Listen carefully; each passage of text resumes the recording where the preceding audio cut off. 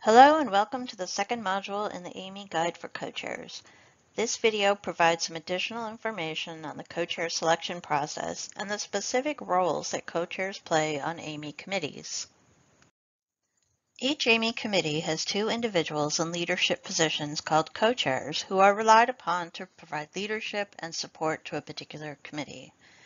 It is a voluntary position with individuals nominated by other committee members in a call for nominations or by AAMI staff. Nominees are reviewed by the AAMI Standards Board, and finally a candidate is appointed by the Standards Department Senior Vice President. The term of appointment of a co-chair is 3 years with one reappointment option for a total term of 6 years.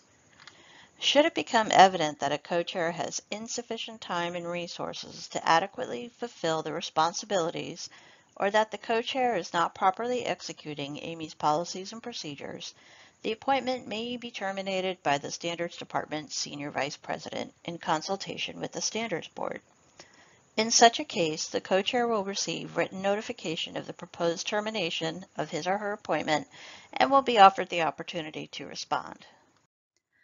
When it comes to an ideal candidate for the co-chair position, the individual should possess in-depth knowledge in the subject area of the committee, be recognized as an expert, and have substantial technical, medical, industrial, or other experience in the field.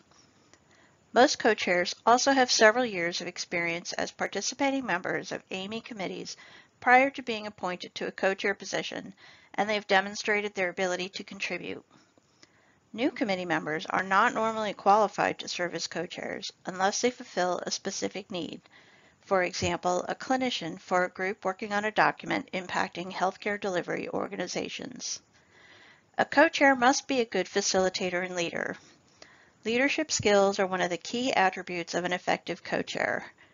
Experience managing groups such as hospital policy committees, trade association committees, or technical committees of other standards developing organizations is beneficial. In addition to expertise in the subject area, the co-chairs must possess problem-solving and dispute resolution skills, be able to effectively lead a meeting both in person and via teleconference or web, and be respectful and thoughtful of committee members' opinions, comments, and styles, all while continuing to move through the process of developing a new or revised consensus-based document. An effective co-chair will foster collaboration between committee members and be aware of and prevent dominance by one committee member, industry segment, or special interest.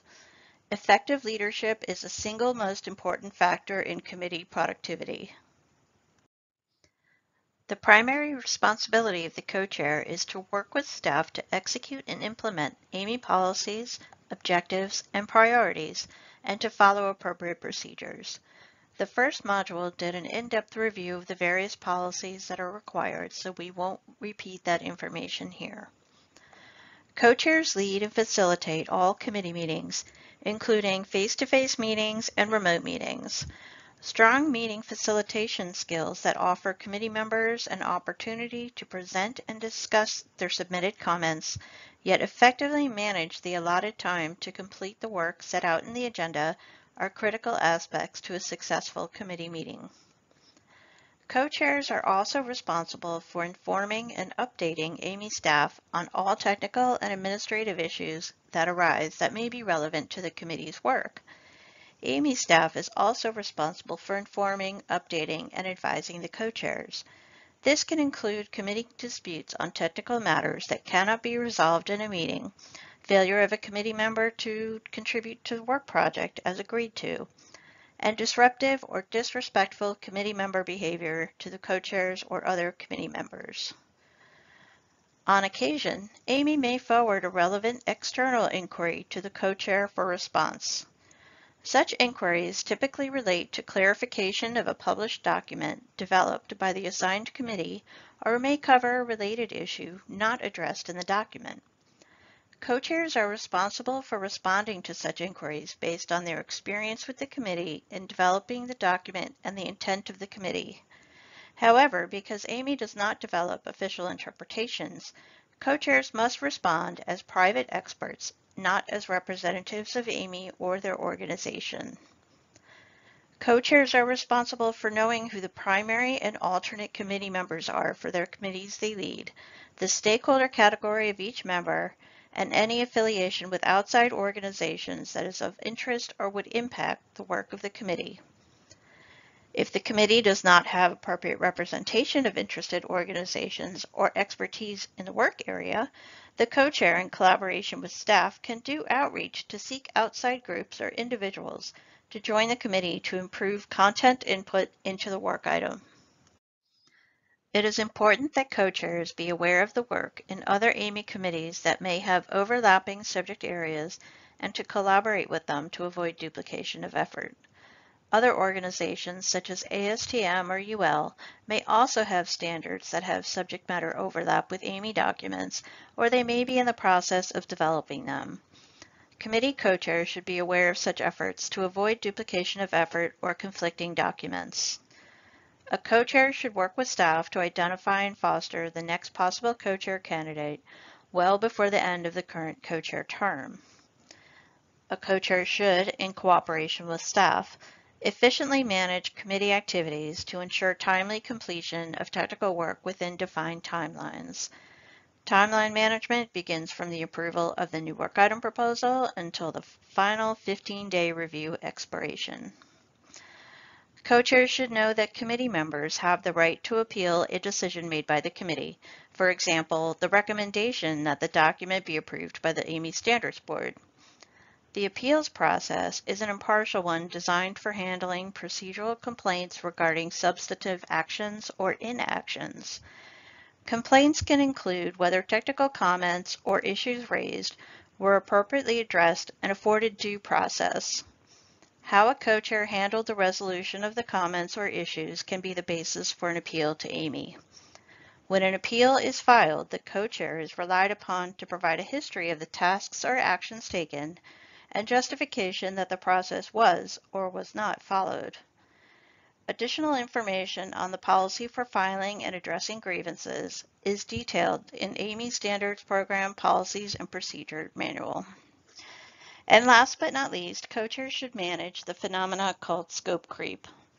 All new documents have a scope that is defined at the very beginning of project development. Scope creep, or the inclusion of requirements that are not initially included in the proposal, is not uncommon. It is the role of the co-chair to ensure that issues are fully covered but do not go beyond the original scope. Scope creep can also happen during a revision to a document in an attempt to include new information that has become available since publication. Any change to scope must be addressed and resolved by the committee.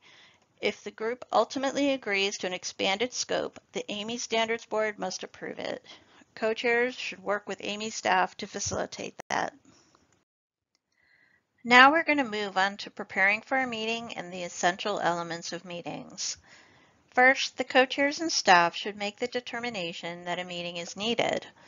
Committees usually meet when a document is in development or when a new work item is proposed. Co-chairs and AAMI staff will determine the location and the format of the meeting based on the task to complete and potential member availability. Next, co-chairs and staff collaborate on the agenda. The agenda identifies meeting topics, and the content should determine how much time should be allotted during the meeting. The meeting announcement and agenda should be sent to committee members at least 6 weeks in advance or as soon as the information is available. If there are concurrent meetings taking place, the co-chairs should take care to determine if their committee members also serve on other groups that may have overlapping meetings and to avoid meeting overlap as much as possible. If there will be a presentation or detailed report on an agenda item being discussed, slides or handouts are encouraged.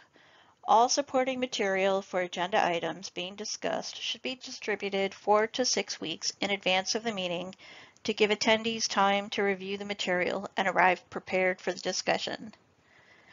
And finally, it can be beneficial to determine in advance who will be projecting the meeting documents during an in-person meeting, who will be running the web portion if there is one, and who will be taking notes for the meeting report. Customarily, a co-chair projects meeting documents or has the presenter role during a web meeting in order to guide discussions, and AAMI staff generate the meeting report. However, these roles may change as needed from meeting to meeting. If no staff person will be attending the meeting, it is useful to designate a committee member to take notes. There are 4 essential elements that each meeting has: welcome and introductions, agenda review, policy review, and consensus building. It is customary for the co-chair or AAMI staff to open the meeting by first welcoming everybody. If both co-chairs are present, they should start the introductions by introducing themselves. Each attendee should be asked to state his or her name and provide information as to their affiliation or company representation and area of expertise. Attendees may also include a brief history of their involvement with the current committee or other AAMI committees. All committee members are required to disclose whether they have an outside liaison with other organizations such as the American Dental Association or the American Society of Anesthesiologists. Consultants should also disclose who they are representing, whether it is their own company or a company that is paying them to participate. An attendance sign-in sheet prepared in advance by AAMI staff must be circulated and signed by all attendees and then returned to staff. It is useful for the co-chair to remind attendees to keep their affiliations, email, and interest categories up to date with AAMI. Following introductions, the proposed agenda is reviewed. The co-chair running the meeting should review the elements within the agenda and confirm agreement by the attendees of the topics to be covered. If it is determined that the order of the agenda needs to be modified, this fact should be noted for the meeting report, and attendees should confirm that the changes are acceptable. Occasionally, co-chairs have determined in advance that the committee will likely not be able to complete the agenda items within the allotted meeting time. This should be noted to attendees and additional meeting times and locations agreed upon in the plans for the next meeting agenda item. Next, the AAMI antitrust statement, code of conduct, patent policy, and conflict of interest policy should be reviewed. Questions or concerns should be directed to AAMI staff. It should also be stated that no type of recording, either audio or video, is permitted at the meeting. And perhaps the most essential role for co-chair is to facilitate committee consensus on documents under development. This is usually done during the comment resolution discussions. It is important to highlight that official voting does not take place at meetings, but there can be informal polls conducted to assist with consensus determination. There are a few principles that AAMI adheres to during committee meetings. The first is that standards committee meetings are open to the public and are not held in closed session. AAMI committee meetings are listed in the e-newsletter Standards Monitor online and posted on the AAMI website. Participation in committee meetings, however, should come primarily from official members or alternates to the committee. Only AAMI committee members or alternates are permitted to count for the determination of consensus. It is also permissible for co-chairs to limit comments to members and alternates only. Second is that the working documents under development at the committee level are considered confidential documents and should not be shared outside of the committee. Exceptions may be made on a case-by-case basis in consultation with AAMI staff. The co-chair should communicate this to members and take steps to ensure that it is understood. Third is that AAMI committee meetings are run loosely based on Robert's Rules of Orders as a guideline, with the exception of official votes. Official votes on documents are conducted electronically to allow all committee members, not just those at the meeting, to have a chance to contribute. Co-chairs are not eligible to participate in voting on motions or informal opinion polls taken at the meeting, except in case of the tie. And fourth is making note of open action items that require follow-up after the meeting. It is typical that a number of homework assignments may be developed during the course of a meeting to be completed by a volunteer and due to the co-chairs and/or AAMI staff by a certain date. Action items should be called out either in the meeting report or in the comment resolution form. Co-chairs and staff should work together to ensure that post-meeting follow-up is done. The AAMI Guide for Co-chairs includes a few tips for making sure action items don't get lost after the meeting. This is the end of Module 2. The next module takes on the resolving of comments during a meeting and includes practical information regarding advanced preparation, appropriate responses, and settling conflicts. If you have any suggestions for improving either the co-chair guide or this module, please forward suggestions to standards@aami.org and be sure to include co-chair training in your email subject line. Thanks for listening.